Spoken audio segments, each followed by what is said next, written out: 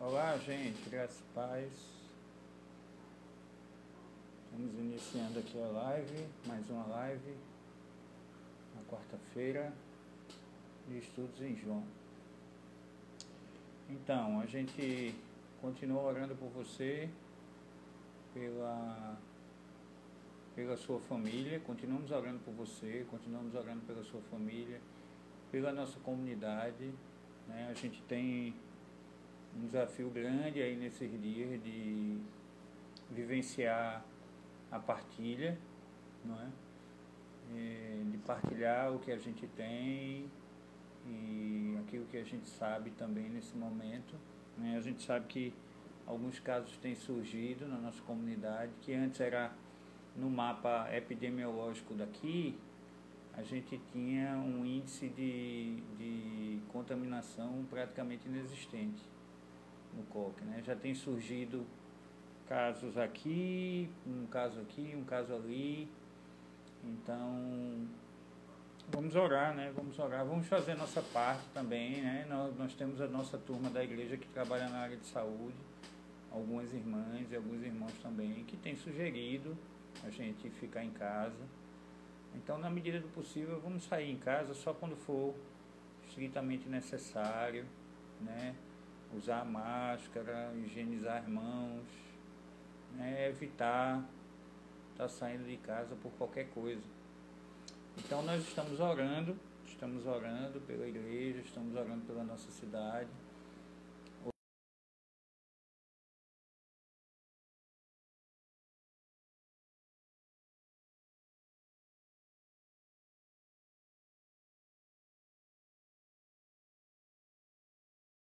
Né, que o autor de Salmos, o salmista, está querendo dizer que a nossa vida está ancorada na confiança em Deus, né? Não nas pessoas, não no ferramentário que a gente tem, mas no Senhor. Então, quero convidar você a gente ter um momento de oração também. Tem vários irmãos entrando aí, estou vendo aqui, chegando e também querendo assistir essa live. E aí a gente sempre tem feito assim, a gente faz a live aqui, e a vantagem da live aqui para o canal do YouTube é que a gente vai mandar o arquivo para lá depois, a posteriori, mas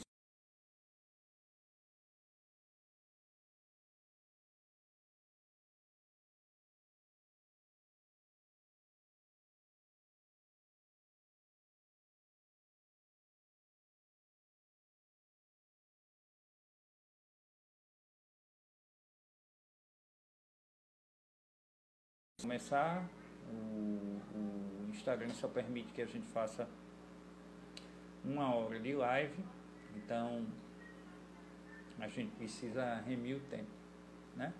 Vamos orar então, pedir que o Senhor nos abençoe e que Ele continue essa paz que vem dele e continue a irradiar no nosso.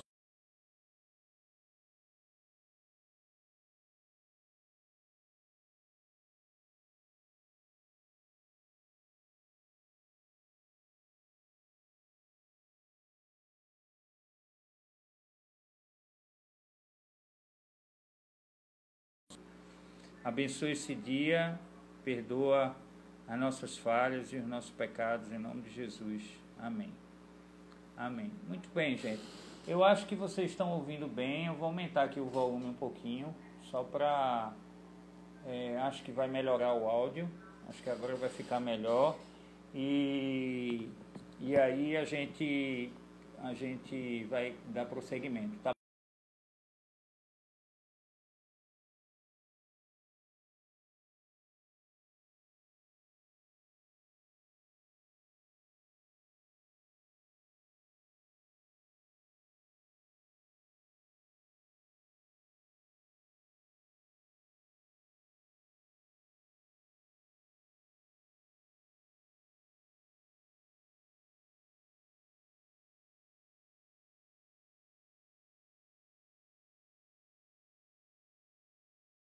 As pregações que eram no livro inteiro. A vantagem de você estar ou cultuar estudando o livro inteiro da Bíblia, significa dizer que você vai ter um panorama daquele livro todo. Né? Isso é muito bom. Isso é muito bom. Isso vai ajudar muito você.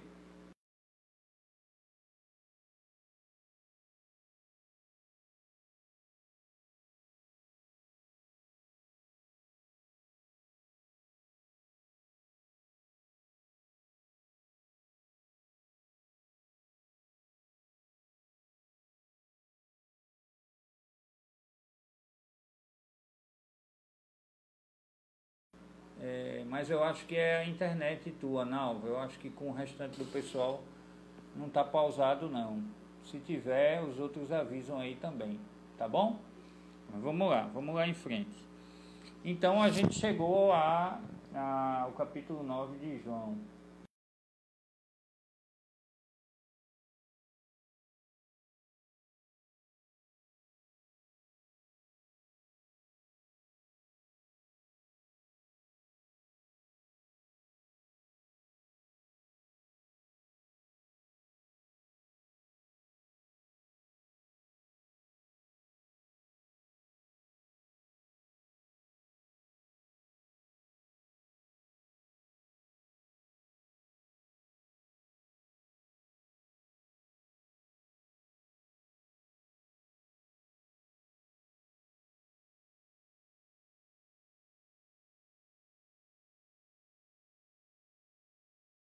Voltamos a João, capítulo 9. A gente estudou na quarta-feira passada do 1 até o 12, não foi? E aí a gente viu, foi aquele momento em que Jesus curou aquele cego de nascença, João 9.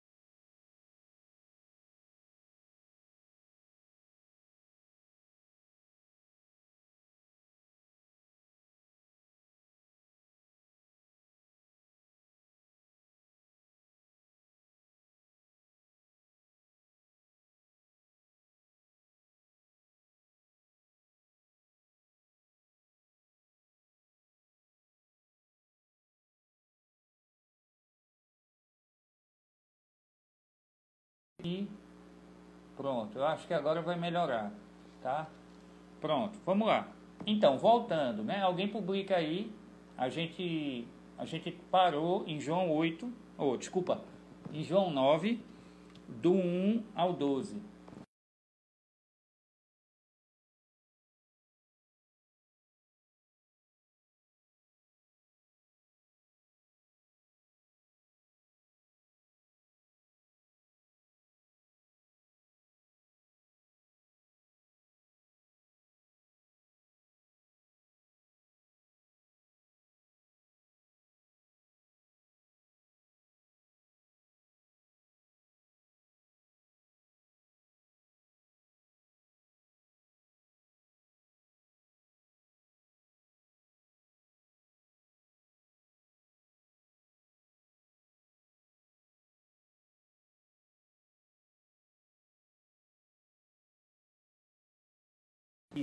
Da ação de Deus no Antigo Testamento, ele vai pegando o discurso de Jesus no Novo e vai dizendo, ó, tá vendo? No Antigo Testamento dizia que o Messias ia ser assim. E aqui, ó, Jesus é assim. Olha, depois no Antigo Testamento dizia que ia ser desse jeito. Então agora no Novo Testamento tá.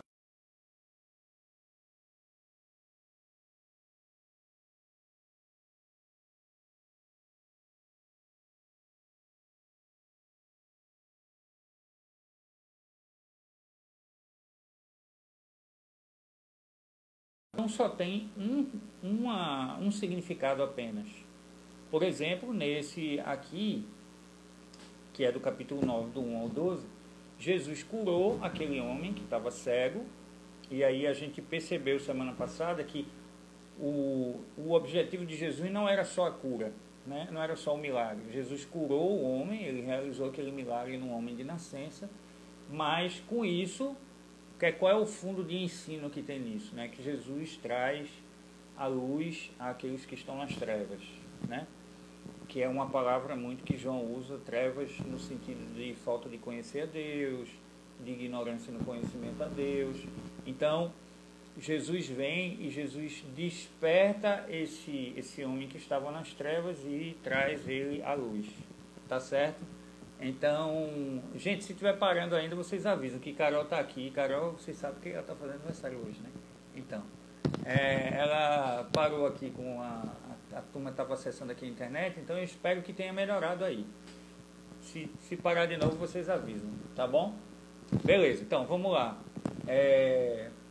Então, João está fazendo esse roteiro, ele está seguindo esse roteiro, tá? Então, ele chega no capítulo 9 e ele demonstra com aquele milagre que Jesus curou o cego, de que Jesus é a luz, ele é a luz do mundo, como ele mesmo disse no capítulo 7. Então, ele traz a luz a quem está nas trevas. Ele ilumina a vida de quem é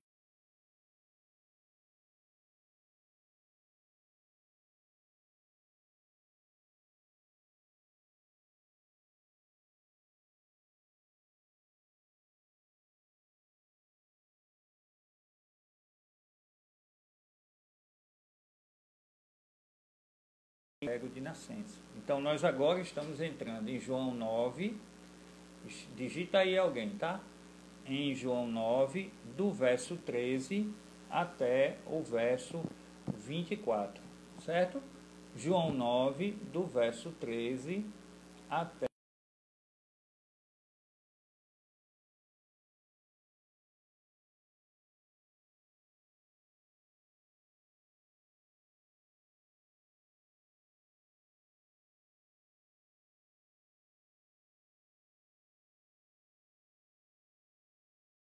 aquele homem.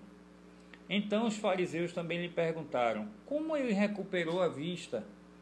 E o homem respondeu: ora, ele colocou a mistura de terra e saliva em meus olhos, eu me lavei e agora vejo. Alguns dos fariseus disseram: esse homem não é de Deus, pois não guarda o sábado. Mas os outros perguntavam: como pode um pecador fazer tais sinais milagrosos?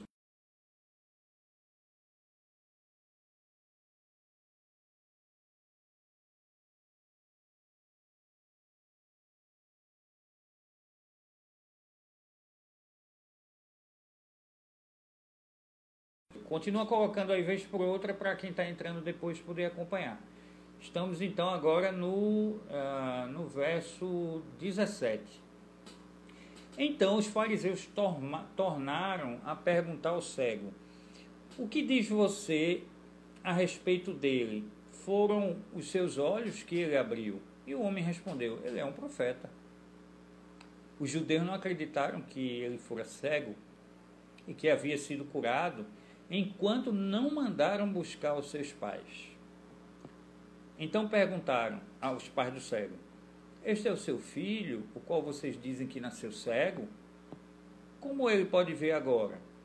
E responderam os pais: sabemos que ele é o nosso filho e que nasceu cego. Mas não sabemos como ele pode ver agora ou quem lhe abriu os olhos.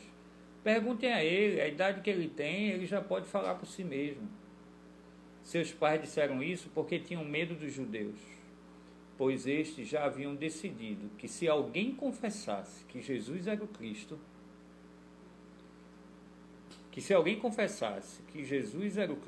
seria expulso da sinagoga. Por isso foi que os seus pais disseram: a idade ele tem, pergunte a ele.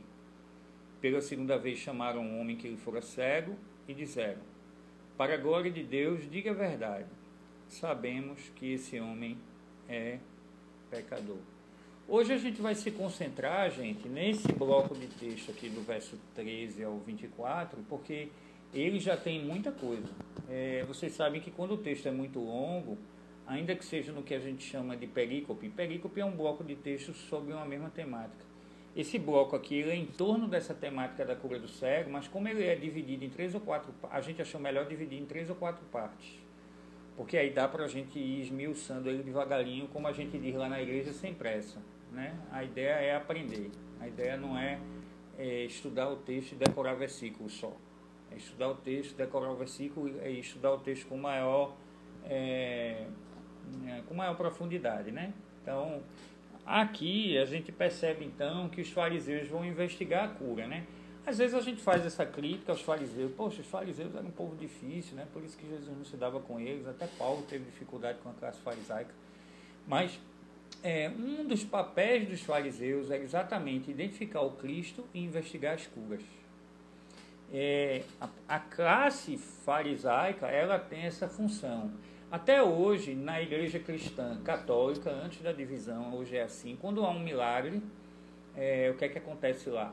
Esse milagre é investigado, ele tem um período lá, e ele é investigado pelo Vaticano, tem uma série de protocolos, e aí para aquilo ali seja reconhecido como um milagre ou não. Esse modelo é um modelo que segue a lógica farisaica, tá? Aqui os fariseus então estão, na verdade, eles estão usando esse subterfúgio aqui de que querem descobrir o porquê, que era a função deles mesmo, mas você vê que eles estavam mais preocupados com o fato de Jesus ter curado aquele homem no sábado. É impressionante como Jesus continua cumprindo a sua missão, e nesse cumprir a sua missão, Jesus destoa, ele escapa desse roteiro, que é um roteiro da tradição, né? Não há nenhum problema com a tradição. Nós criamos as nossas tradições, elas não são ruins. O problema não é a tradição, o problema é o tradicionalismo, né? Alguém já disse, e acho que eu já disse isso aqui, que a tradição é a fé viva dos mortos e o tradicionalismo é a fé morta dos vivos.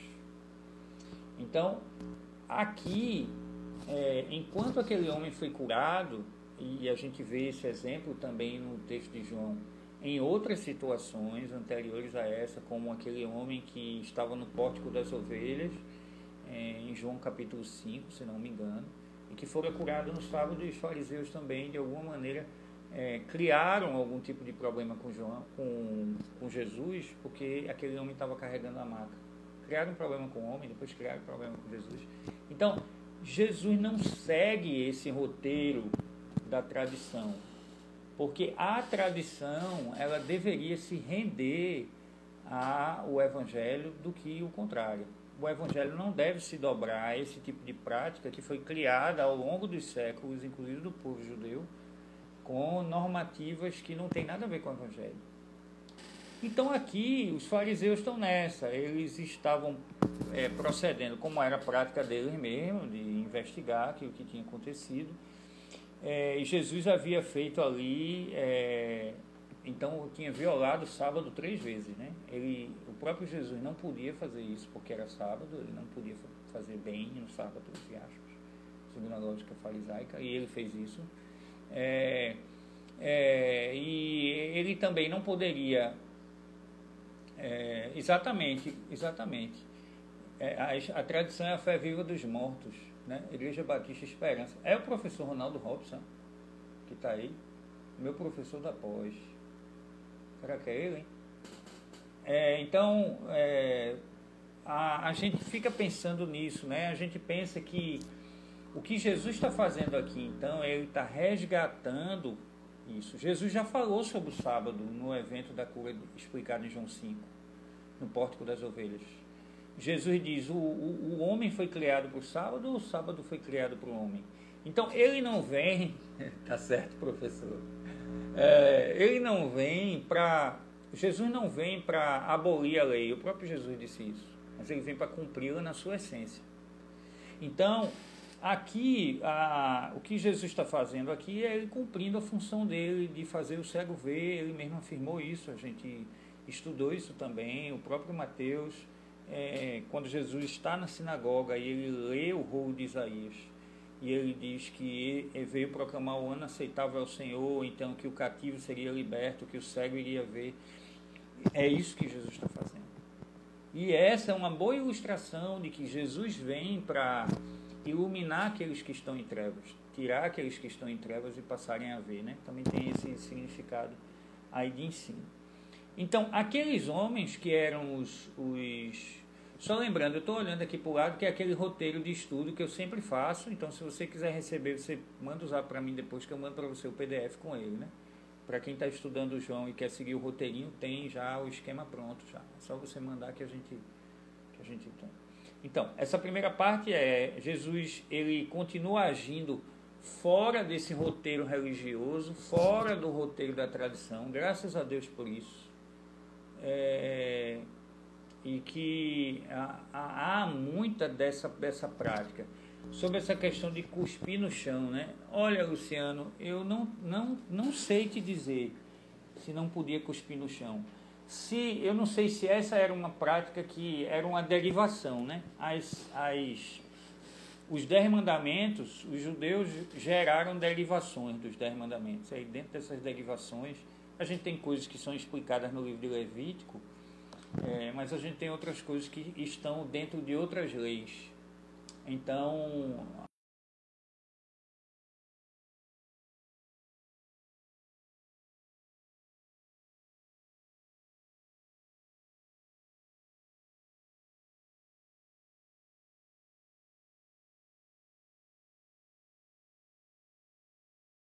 a gente precisa fazer esse apontamento. Jesus, ele escapa desse roteiro, que é um roteiro religioso, porque ele veio anunciar o reino de Deus. E a gente precisa lembrar que há então 2 reinos. Há o reino desse mundo e o reino de Deus. No reino de Deus, todo mundo vê,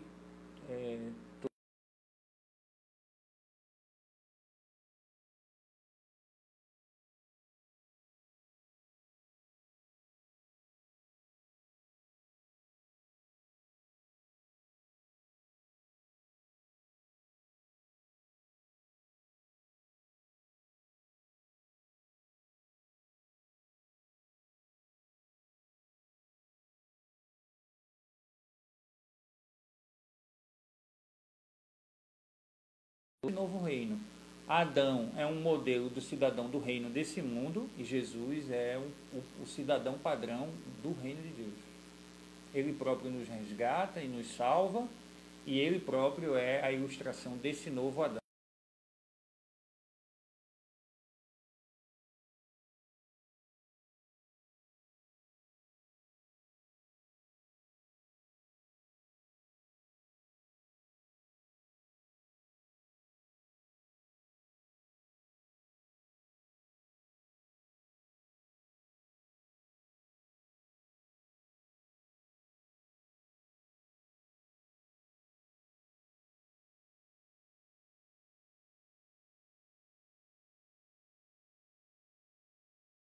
Pode fazer tais sinais, né? Bom, se ele é um pecador porque não guarda o sábado, então como é que ele não pode fazer esses sinais?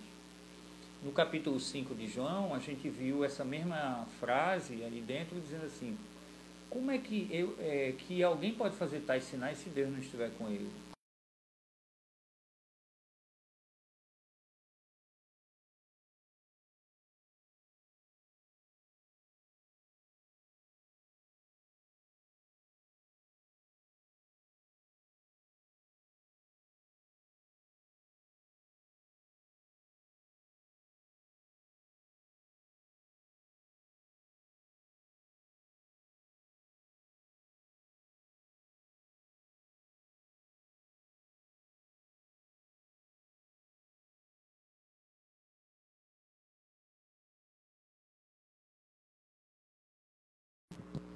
Porque vim causar, aqui nessa versão que eu estou usando, que é a NVI, ela diz assim: porque vim trazer hostilidade entre o filho e seu pai, entre uma filha e sua mãe, entre uma nora e uma sogra. Assim os inimigos do homem serão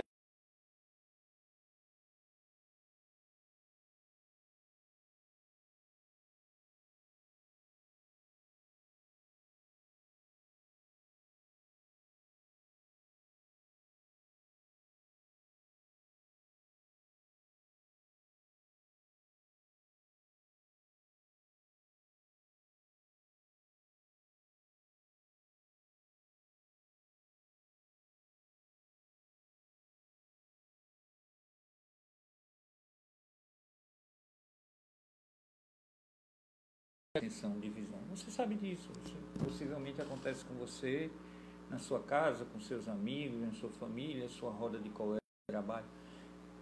Há momentos em que, de alguma maneira,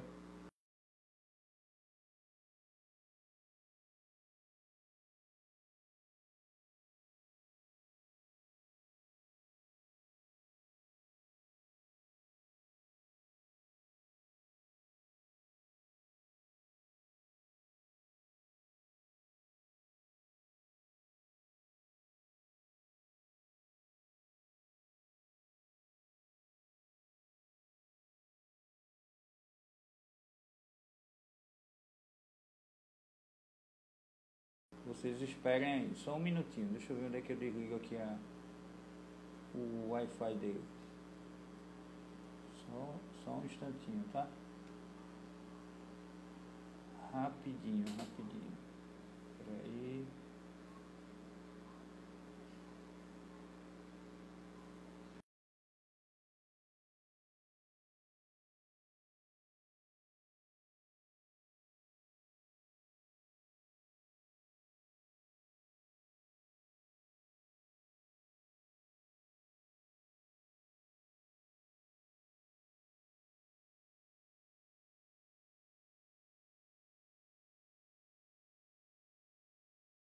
Essa versão de Mateus 10, 34 a 37 que eu usei aqui vai causar hostilidade. Hostilidade. Entende? Significa que a gente, por esse amor a Jesus, por seguir a Jesus e tentar viver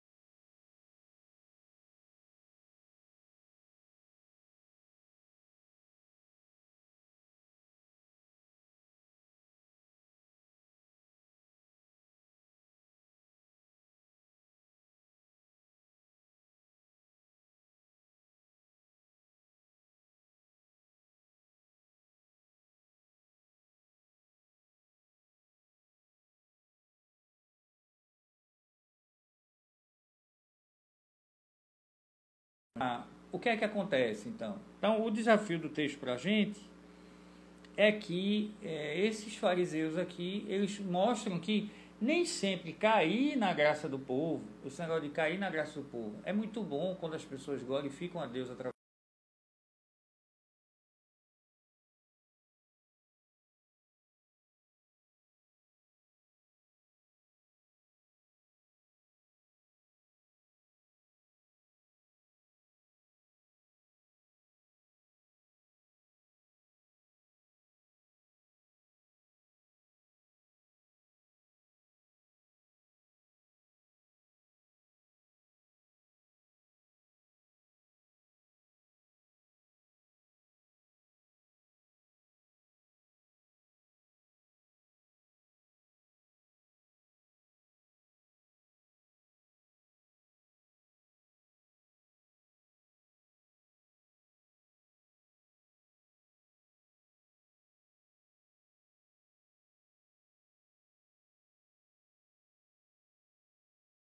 Isso é assim com você.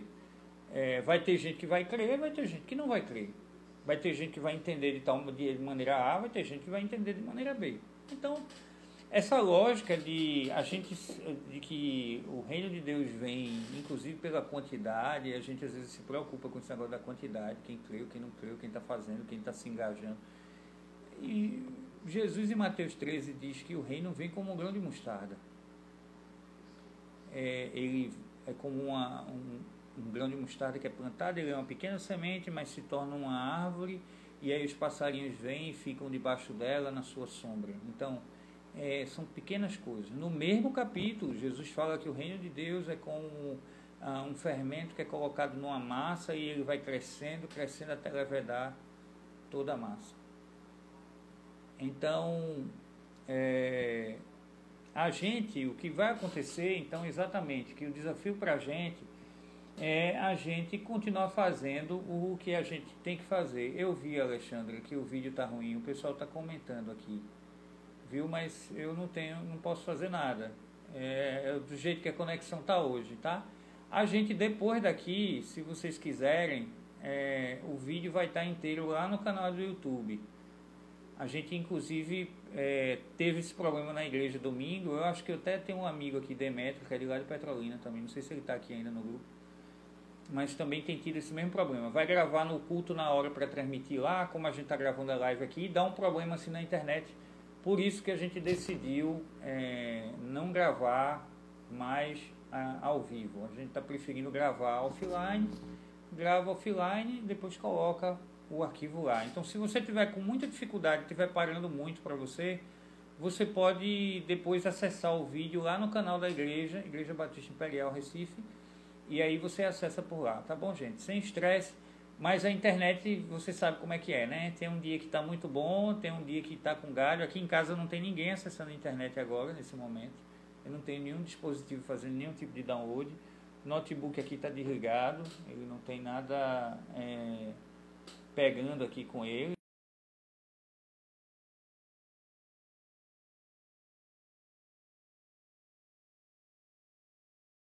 Eu preciso dar essa explicação a você. Então, voltando, o que é que acontece aqui? Então, você tem dois grupos. É sempre assim, o grupo se divide. Então, um grupo crê, um grupo não crê. Então, os aqui fariseus, eles chegam no verso 18 e eles fazem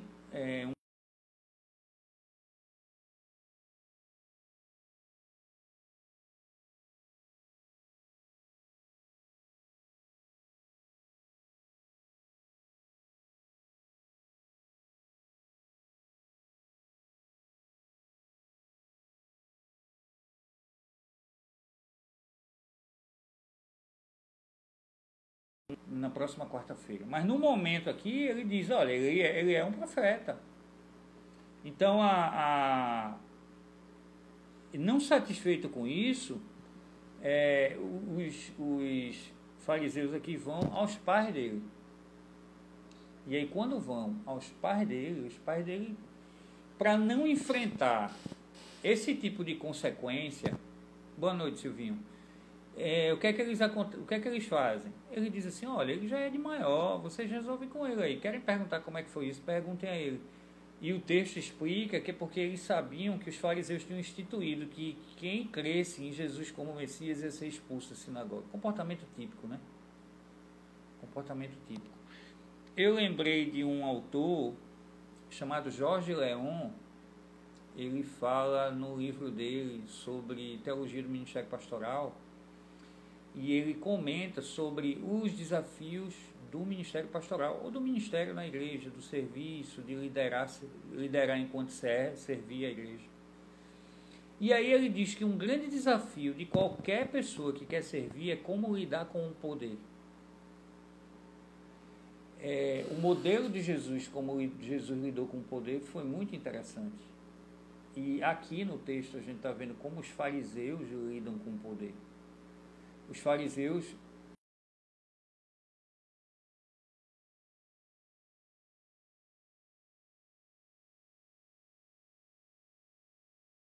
discípulos e pessoas que se dizem discípulos e discípulos de Jesus, que querem, que agem como se fossem donos da igreja, como se fossem donos do espaço do culto, de adoração do culto, do grupo que se reúne na igreja. E que agem como esses fariseus aqui. Olha, se você crê nisso, se você crê naquilo, então, olha, você... Veja, eu não estou dizendo que a gente não deva deixar claro aquilo que a gente crê. Mas eu estou dizendo que, à medida em que nós vamos tendo a oportunidade de servir, de certa maneira, à medida em que você vai liderando, a liderança de Jesus é uma liderança que Jesus o tempo todo vai se esvaziando e assumindo forma de servo. E ele vai servindo mais, e ele vai... Então, a liderança de Jesus, a liderança humana, ela tem uma escala que parece que sobe. Mas a liderança na cabeça de Jesus, ela é uma escala que desce. porque a gente vai se tornando cada vez mais servo e menos dono das coisas, se reconhecendo como menos dono das coisas. O John C. Maxwell, que é um pastor americano e que fala muito sobre liderança, ele diz que quanto mais a gente vai assumindo a responsabilidade de servir as pessoas na liderança, menos direitos a gente vai tendo.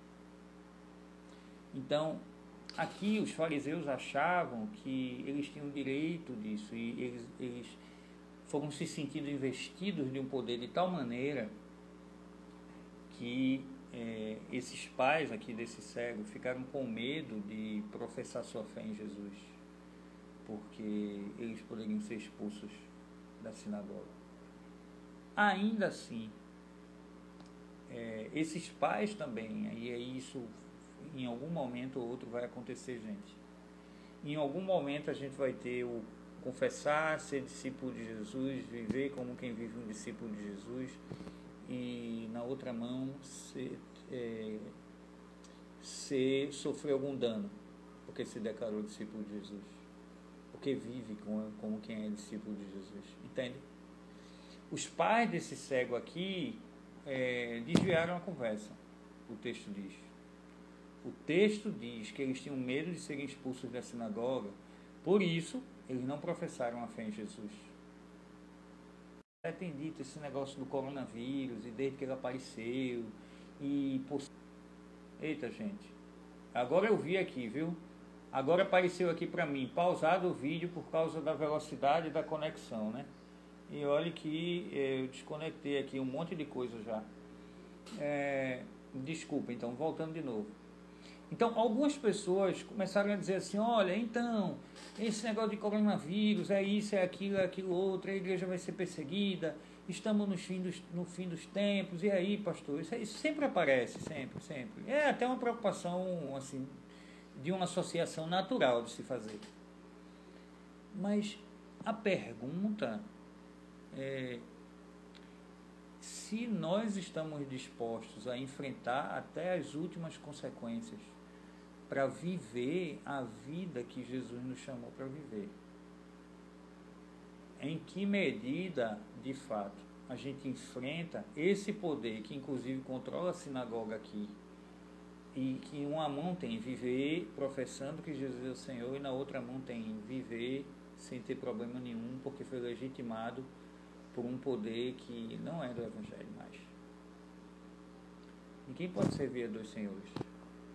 Quando chegar a hora, e vai chegar para todo mundo, pode ter chegado para mim ou para você em algum momento, a gente vai precisar escolher se a gente continua vivendo o Evangelho ou se a gente abre mão daquilo que a gente crê, como esses dois pais aqui desse cego, sabe? E essa observação que a Adriana fez, exatamente, a maneira como Jesus partilha o poder. A gente vive num mundo em que as coisas são mal distribuídas, tudo é mal distribuído. A gente tem população, a gente tem alimentação que dá para 2,5 vezes o planeta inteiro. Você ouviu bem? A gente tem alimentação suficiente para 2,5 vezes a quantidade de gente que a gente tem no planeta. Você pode procurar no Google aí que você vai achar tranquilamente. Então, mas a gente tem gente morrendo de fome. O que é isso? Isso é partilha. Quer dizer que a comida se concentra na mão de alguns. A gente tem o dinheiro que é concentrado, 1% da população mundial detém 50% da riqueza do mundo todo. Metade da riqueza do mundo está na mão de 1% do mundo. 6 brasileiros contêm a riqueza maior do que 200 milhões, do que 200 milhões de brasileiros. O que é isso? Isso é concentração de renda, isso é concentração de alimento, e isso é concentração de poder. O único jeito da gente não ser corrompido pelo poder é partilhar o poder, partilhar os bens, partilhar o dinheiro, partilhar o conhecimento. Jesus fez isso muito bem. Ele ensinou a gente a não concentrar as coisas. Veja, Jesus não era nenhum... Às vezes algumas pessoas não entendem bem, aí vêm perguntar, Pastor, Jesus agora todo mundo é hippie, então vamos virar hippie porque Jesus não partilhava. Não, veja, a questão é, Jesus não é contra ninguém ter as coisas, agora Jesus é contra as coisas serem o Deus. O Lobão tem uma música que fala isso, acho que eu falei isso domingo na igreja, não lembro bem. O Lobão, que foi do Barão Vermelho, né? Ele diz assim: de vez em quando você precisa lembrar o dinheiro, quem é que manda em quem. Então, o que Jesus fez em relação ao poder, e aí é esse sentido que a Adriana está falando aqui, Jesus compartilhou isso com a comunidade. E ele tentou ensinar isso aos discípulos, dizendo aos discípulos: vocês vão em tal cidade, então quando chegarem lá, entrem numa casa, se tiver o que comer, comam do que for oferecido. Tem discípulo que leva a sério isso, né, até hoje. Se não, você vai para outra casa. Essa maneira da economia funcionar na partilha. Eu não estou falando de comunismo não, tá, gente? Comunismo, capitalismo, socialismo é falido, todos três. Porque eles são princípios que vêm de fora para dentro. O princípio do reino é diferente. Ele vem de dentro para fora porque tem a ver com a mudança de mente. A iniciativa não é do Estado, a iniciativa não é do poder coletivo, a iniciativa é de uma mudança de mente que entende que a partilha é um valor que tem a ver com a identidade de quem é do reino. Então eu partilho porque eu tenho a mente de Cristo, eu partilho porque o meu coração se move como o dele. É essa a lógica do reino de Deus. Então Jesus, ele partilha esse poder.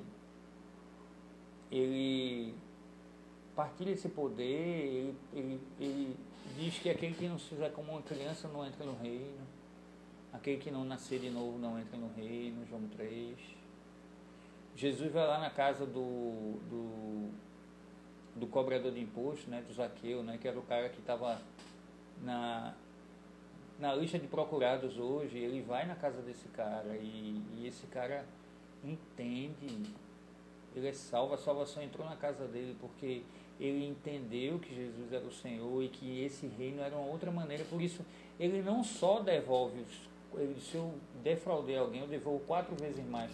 Isso aí ele está dizendo assim: eu sou ladrão mesmo. 4 vezes mais é uma frase normativa judaica que significa eu sou ladrão, então eu vou restituir. Mas a outra metade da frase de Zaqueu: eu vou repartir metade dos meus bens com os pobres,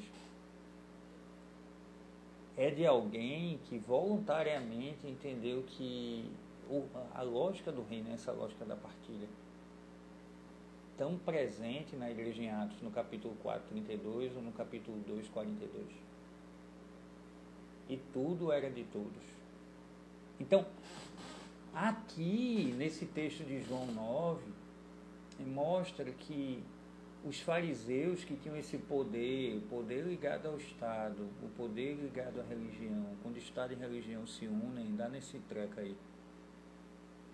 Então os caras proibiram as pessoas de permanecerem na sinagoga se eles crescem em Jesus. Sinagoga não é Deus, nunca foi.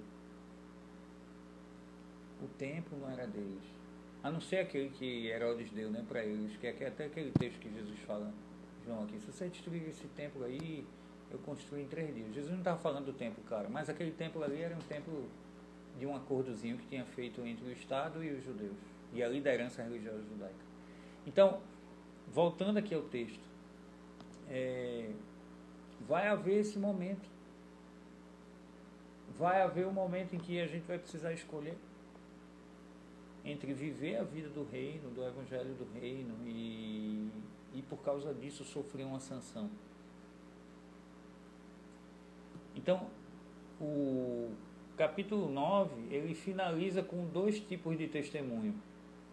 O testemunho dos pais do cego, que ficaram com medo de serem expulsos da sinagoga e que disseram: olha, fala com meu filho aí, ele já é de maior, por que vocês estão perguntando a gente? Pergunta a ele. Escaparam pela tangente, né? E do próprio cego. A gente vai ver semana que vem como é interessante a resposta do cego. Olha, eu não sei não, mas eu só sei que eu era cego e agora eu vejo. E a primeira resposta dele foi: ele é profeta. Jesus é profeta.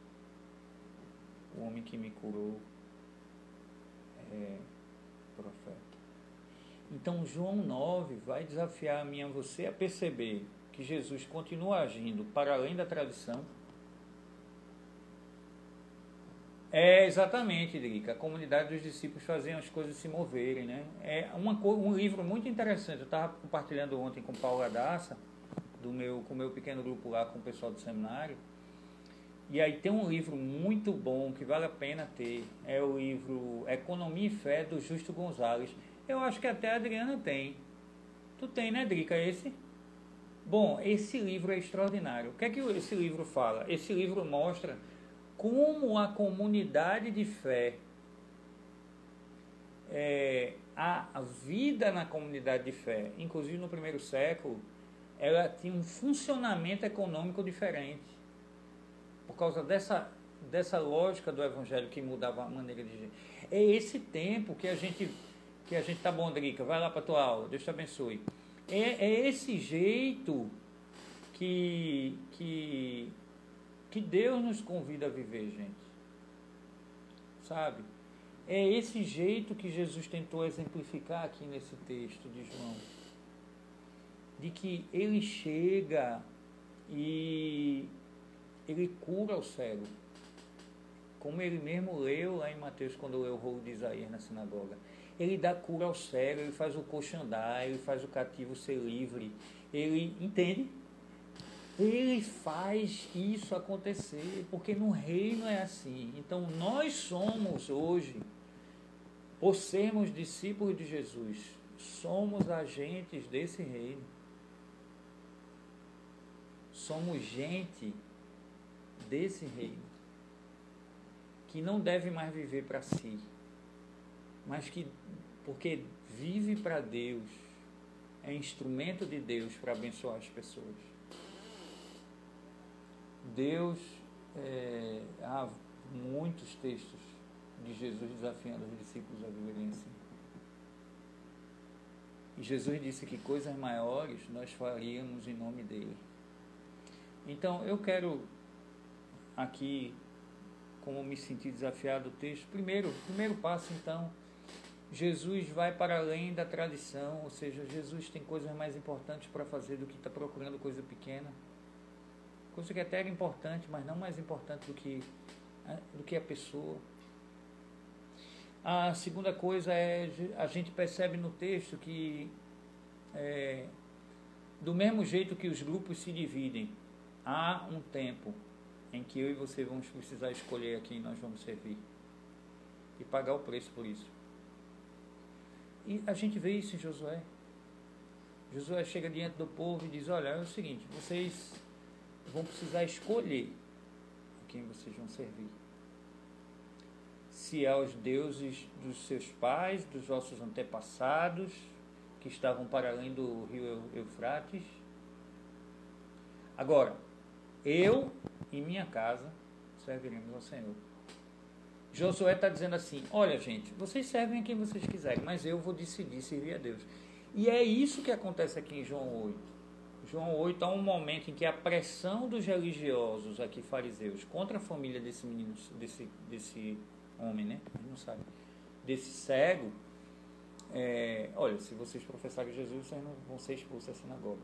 E por medo dessa pressão, eles não assumem a responsabilidade de crer. Então esse é um convite para mim e para você também.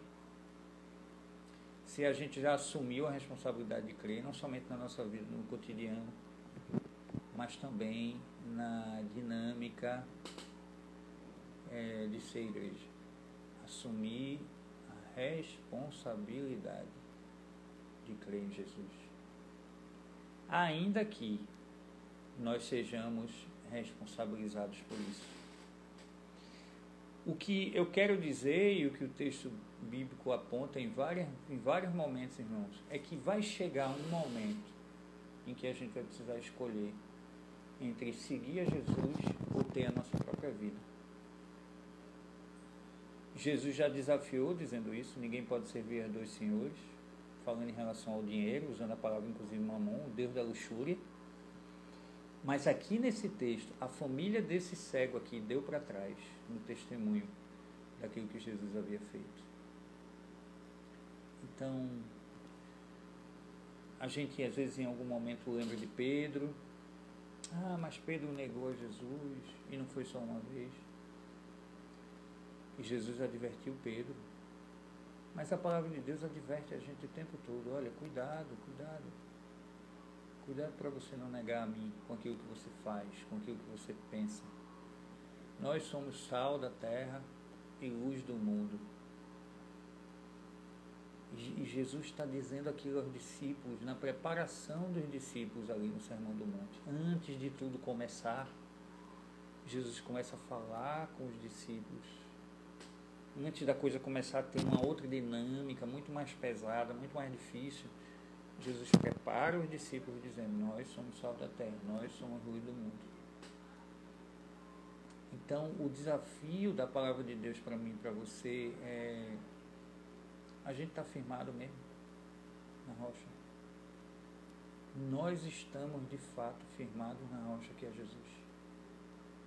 Que preço a gente tem pago para viver o reino, o evangelho do reino de Deus?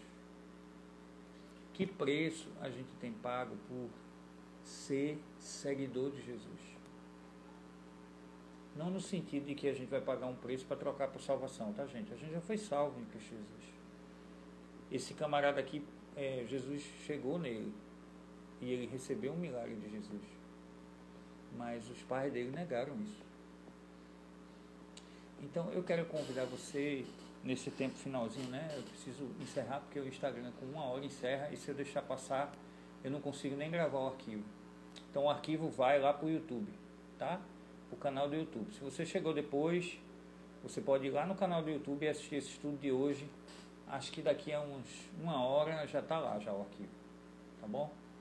Então vamos orar por isso, vamos agradecer a Deus, pedir que o Senhor nos ajude a permanecermos fiéis, testemunhando daquilo que Ele tem feito.